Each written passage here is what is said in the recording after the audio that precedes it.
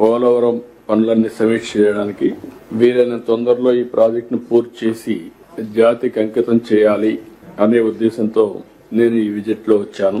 First మీరు చూస్తే new diagram wall, మీకు అందరికి ఒక ఐడియా ఉంది. ఏదైతే డయాఫామ్ వాల్ ఆ రోజు అయిపోయింటే 440 కోట్లతో ప్రాజెక్టు చాలా త్వరితగతిన పూర్తయ్యేది. ఎగ్జాక్ట్ గా 2020కి పూర్తి చేయాలని టార్గెట్ పెట్టుకున్నాం. జూన్ లో 19లో ప్రభుత్వం మారింది.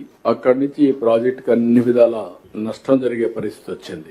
ఈ డయాఫామ్ వాల్ ని కాపాడుకోవాల్సిన ప్రభుత్వం ఏజెన్సీని ఉన్నపళంగా మార్చడం, ఆల్టర్నేటివ్ అరేంజ్మెంట్ చేయకుండా పోవడం, ఇంజనీర్లు మార్చడం, ఫైనల్ గా ఇది పోయిన తర్వాత కూడా అనలైజ్ చేయలేని పరిస్థితికి వచ్చారు. తర్వాత ఐఐటి హైదరాబాద్ కి అప్పచెప్తే సెంట్రల్ గవర్నమెంట్ వాళ్ళు ఎస్టాబ్లిష్ చేసిన తర్వాతనే వీళ్ళు డయాఫామ్ వాల్ పోయిందని గుర్తించలేని పరిస్థితి వచ్చింది.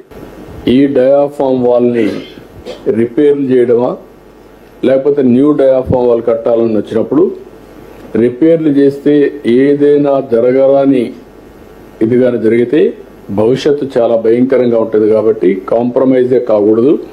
కాబట్టి కొత్త డయాఫామ్ వాల్ కడదామని ఆ డయాఫామ్ వాల్ కండెమ్ చేసి కొత్త డయాఫామ్ వాల్ కట్టే పరిస్థితికి వచ్చారు.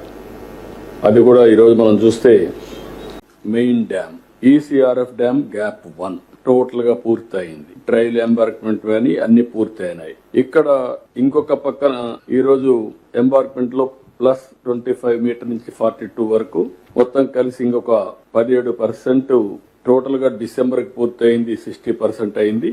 ఇప్పుడు మళ్ళీ క్యుములేటివ్ గా మొత్తం కలిసి 1.41 అంటే 17%. ఈ వర్క్ అంతా కూడా 36/26 పూర్తి అవుతుంది. బ్యాలెన్స్ క్వాలిటీ అంతా కూడా ఈ వర్క్ అంతా అప్పటికు నెక్స్ట్ ఈ సంవత్సరమే జూన్ కంతా పూర్తి అవుతుంది. రెండోది ఎస్సీఆర్ఎఫ్ డ్యామ్ గ్యాప్ 2. ఇది కూడా మనం చూస్తే ఇంక కావాల్సినంతా కూడా నెక్స్ట్ ఇయర్ 36/27 పెట్టారు. కాదు, మేమేమన్నామంటే 33/27 పూర్తి అయిపోవాలి. ఇన్ ఆల్ ఆస్పెక్ట్స్ మార్చికి పూర్తి అయ్యేట్టుగా పెట్టుకుంటున్నాం. Rehabilitation, R&R, land acquisition, land to land, everything every month program పెట్టుకుని నెక్స్ట్ ఇయర్ 12 months లో పూర్తి చేయాలని ఒక టార్గెట్ ఇచ్చాం కలెక్టర్స్ కి. అదే మరి కొండే టీమ్ కి, ల్యాండ్ ఎక్విజిషన్ టీం వీళ్ళందరికీ ఇవన్నీ కూడా పూర్తి అయిపోతాయి. అంటే మీకు కావాల్సింది R&R, ఇంకొక పక్క ప్యాకేజ్, దానికి చేయాల్సిన ప్రొసీజర్స్ అని కంప్లీట్ చేయడం, ల్యాండ్ టు ల్యాండ్ ఇవ్వాలంటే ల్యాండ్ టు ల్యాండ్, ఇల్లు కట్టుకోవాలంటే మనం కట్టియడమా వాళ్లే కట్టుకుంటామంటే ఏం చేయాలి అన్ని నిర్ణయాలు చేశాం. Everything will be complete by January 27.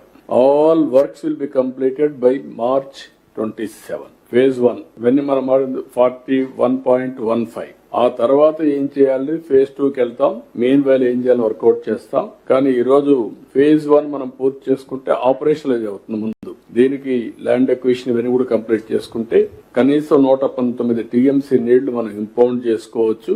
గ్రావిటీతో ఈ నీళ్లు అన్ని ప్రాంతాలకు తీసుకునే అవకాశం ఉంటుంది. That is where we're working.